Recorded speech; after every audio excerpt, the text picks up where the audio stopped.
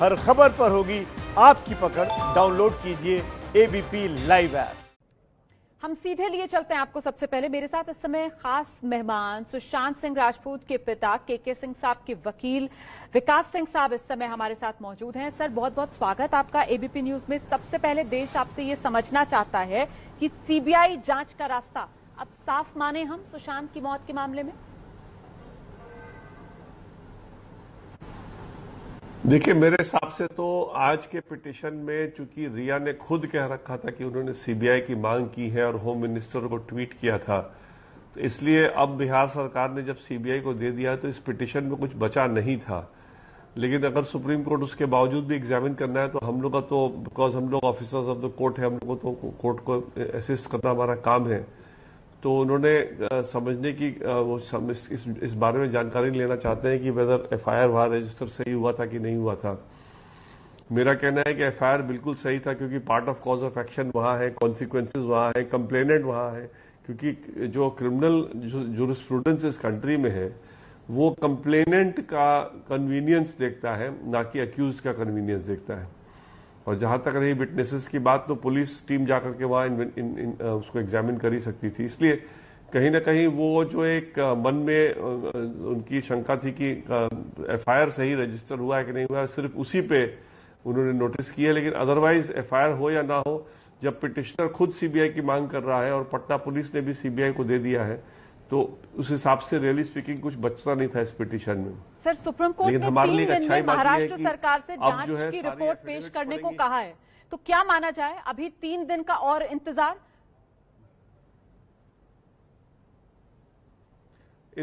देखिए, इन्वेस्टिगेशन तो स्टे किया नहीं है, इसलिए पटना पुलिस इन्वेस्टिगेट करते रहेगी। अगर सेंट्रल गवर्नमेंट का नोटिफिकेशन आ गया इस बीच में और सेंट्रल गवर्नमेंट ने टेक ओवर कर लिया, तो सीबीआई करेगी इन्वेस्टिगेशन। तो इन्वेस्टिगेशन को 1 मिनट के लिए भी स्टे नहीं किया है। चाहे तो पटना पुलिस करती रहेगी जब तक कि नोटिफिकेशन नहीं आता है, और जब नोटिफिकेशन आएगा उसके बाद सीबीआई करेगी। इसलिए 3 दिन सिर्फ टाइम दिया गया है जवाब दाखिल करने के लिए। हमको भी जवाब दाखिल करना है, उसमें हम बताएंगे कि पटना में सही रजिस्टर हुआ था।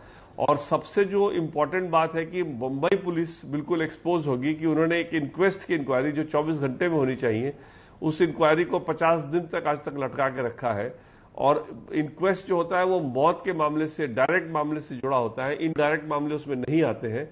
वो सारे मौत के मामले को छोड़ करके पूरे बॉलीवुड को, फिल्म इंडस्ट्री को मुंबई पुलिस बुला बुला करके क्वेश्चनिंग कर रही है।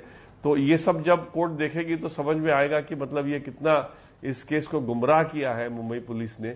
और एक तरह से अच्छा है, फिर सुप्रीम कोर्ट से ही हम फिर ऑर्डर लेंगे कि इसको मॉनिटर किया जाए और इसको एक एसआईटी बना करके जल्दी से जल्दी, क्योंकि बहुत से इंपॉर्टेंट फैक्ट्स हैं जो हमको लग रहा है कहीं ना कहीं अगर इन्वेस्टिगेशन डिले होगा तो फैक्ट्स कहीं ना कहीं जो एविडेंस है उसमें टैंपर करने का स्कोप विकास सिंह सर, ये जो बात आप कह रहे हैं, मुझे लगता है आपको इसको और विस्तार से दर्शकों को बताना चाहिए। क्या मांग रखेंगे आप लोग? एसआईटी के गठन की मांग करेंगे? सुप्रीम कोर्ट मॉनिटर्ड जांच की बात करेंगे? क्या मांग रखना चाहते हैं?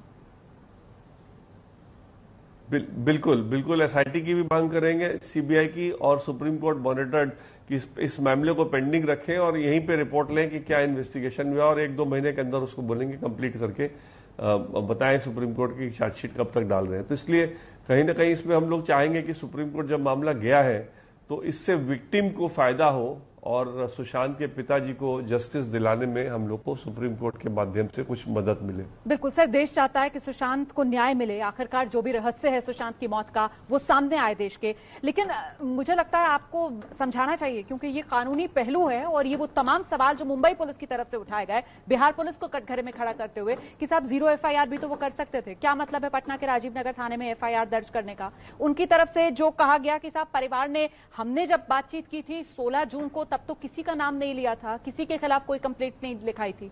ये सब तर्क कहां ठहरते हैं मुंबई पुलिस के? देखिए, 0 कॉन्सेप्ट है ना, वो एक कॉन्सेप्ट है जो भी क्रिमिनल लॉ का जानकार है वो अगर इसको बोल रहा है तो इसका मतलब कहीं ना कहीं शो करता है कि उसकी जानकारी बहुत ही शैलो है। 0 एफआईआर होता है ऐसे मामले में जहां पर कि कुछ भी कॉज ऑफ एक्शन नहीं है, लेकिन चूंकि कंप्लेनेंट चाहता है कि अभी जहां नियरेस्ट पुलिस स्टेशन में एक एफआईआर हो जाए, जहां पर भी वो उस समय है जब एफआईआर दर्ज कराना चाहता है, तो वो पुलिस स्टेशन एफआईआर ले लेता है। तो एफआईआर की रजिस्ट्रेशन की कार्रवाई कंप्लीट हो जाती है और उस एफआईआर को भेज देता है उस पुलिस थाने में जहां पर की वारदात हुई है। ये है जीरो एफआईआर का लीगल मतलब। जो हमारा एफआईआर है वो एफआईआर हुआ है 178 और 179 सीआरपीसी में। 178 कहता है कि जहां part of cause of action है वहां पर एफआईआर दर्ज हो सकता है। 179 कहता है कि जहां पर भी एक क्राइम का कॉन्सिक्वेंसेज आता है वहां पर एफआईआर दर्ज हो सकता है। तो हमारे में part of cause of action भी है, कॉन्सिक्वेंसेज भी है। पार्ट ये है कि सुशांत के पिता बात करना चाहते थे फोन से पटना से, तो उसको बात नहीं करने देती थी रिया, उनको अलग कर रही थी, कट कर रही थी जी। और जहां तक कि 406 का सवाल है या 306 का सवाल है, अगर सुशांत मरा है तो उसके विक्टिम सिर्फ फादर ही हैं, वही हैं जो कि सफर कर रहे हैं उस डेथ का, बिकॉज माँ तो थी नहीं, उसकी शादी उसकी हुई नहीं थी जी। तो सिस्टर्स तो सारे अपने घर में चली जाती हैं, तो इसलिए विक्टिम सिर्फ पिता है और पिता पटना में रहते हैं, कंप्लेनेंट पटने में रहते हैं। तो विक्टिम जो है, और ऊपर से अगर कल को ये जो पैसा 406 का जो क्रिमिनल ब्रीच ऑफ ट्रस्ट का मामला है, कल को अगर ये पैसे की बात उठती है तो सुशांत के बाद लीगल हेयर भी वही है। तो इसलिए हर तरह से आप देखिए तो कॉन्सिक्वेंस पटना में ही है। इसलिए ये जो एक बेहतर तरीके से समझाया सर, और आप तो जानते होंगे कि ये वो सवाल थे जो मैंने आपके सामने रखे, जो मुंबई पुलिस कमिश्नर परमबीर सिंह की तरफ से बाकायदा प्रेस कॉन्फ्रेंस में आकर उठाए गए थे। इसीलिए दर्शकों की आसानी के लिए, उनकी सहूलियत के लिए मैंने ये सवाल आपके सामने रखे। मेरे साथ मेरे सहयोगी निपुण सहगल इस समय मौजूद है। मैं आपके पास लौटूंगी सर, क्योंकि हम समझना चाहते हैं इस पूरे मामले को और बारीकी से आपसे, लेकिन पहले जरा जल्दी से निपुण के पास चलते हैं और जानते हैं कि निपुण, 3 दिन में मुंबई पुलिस से अब तक की जांच की रिपोर्ट सुप्रीम कोर्ट में मांगी गई है, आगे क्या होगा?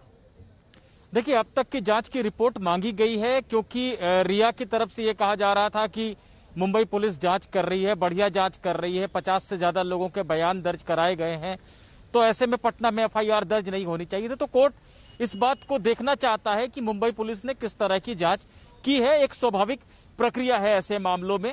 तो मुंबई पुलिस एक रिपोर्ट जमा कराएगी, बाकी पक्ष जो है विकास सिंह समेत जो बाकी जितने लोग हैं वो भी अपना जवाब दाखिल करेंगे। अगले हफ्ते कोर्ट सुनवाई करेगा इस मसले पर कि रिया की मांग कितनी उचित है। आप रहिए मेरे साथ, गणेश ठाकुर का जल्दी से रुख करते हैं और समझते हैं गणेश ठाकुर से कि अब तक जो मुंबई पुलिस और सरकार महाराष्ट्र की सीबीआई जांच की जरूरत नहीं है, मुंबई पुलिस सक्षम है इस मामले में जांच करने के लिए, कररट लगाए हुए थी। अब जबकि चीजें सीबीआई जांच की तरफ बढ़ रही हैं, महाराष्ट्र सरकार क्या करेगी अब? गणेश रोमाना, हमारी महाराष्ट्र सरकार के आला अधिकारियों से और मुंबई पुलिस के आला अधिकारियों से बात हुई। उन्होंने कहा है कि हमको 2 चीजें करने कही है कोर्ट ने। एक, स्टेटस रिपोर्ट, स्टेटस को जो है या रिपोर्ट का, इन्वेस्टिगेशन का रिपोर्ट उन्हें अदालत के सामने रखना है 3 दिनों में। साथ ही साथ एक एफिडेविट भी फाइल करना है रिया के मामले को लेकर और बिहार पुलिस के एफआईआर पर। महाराष्ट्र सरकार के अधिकारियों को जानकारी हमें दी है उनके मुताबिक के एफआईआर पर। महाराष्ट्र सरकार के अधिकारियों को जानकारी हमें दी है उनके मुताबिक वो बिहार पुलिस के इस एफआईआर को, इस एफिडेविट में इल्लीगल करार देने वाले हैं। उन्होंने मन बना लिया है, इस एक रणनीति बना ली है कि बिहार पुलिस के एफआईआर को सीआरपीसी के सेक्शन का हवाला देते हुए इल्लीगल करार दिया जाए और ये ऐसा करके कहीं ना कहीं सीबीआई की तरफ जो इन्वेस्टिगेशन है वो रोकने में महाराष्ट्र सरकार ये कदम उठा रही है, ऐसा हम कह सकते हैं। क्योंकि सीबीआई को इन्वेस्टिगेशन न दिया जाए इस मामले में महाराष्ट्र पुलिस पहले से ही, महाराष्ट्र सरकार पहले से ही आगे आ रही थी।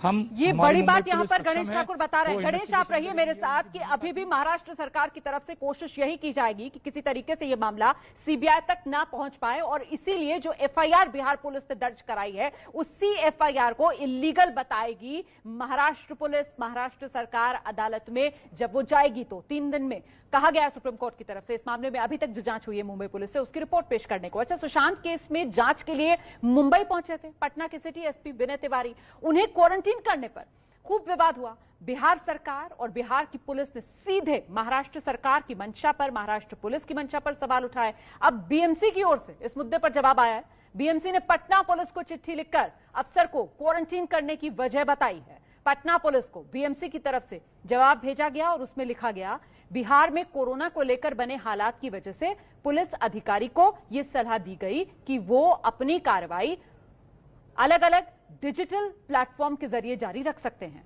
अगर अधिकारी कोरोना से संक्रमित होंगे तो संक्रमण फैल सकता है। इतना ही नहीं, मुंबई के अलग अलग दफ्तरों में अगर वो जाएंगे तो खुद भी कोरोना संक्रमण से वो ग्रसित हो सकते हैं। अधिकारी को महाराष्ट्र सरकार के नियम कानून मानने होंगे।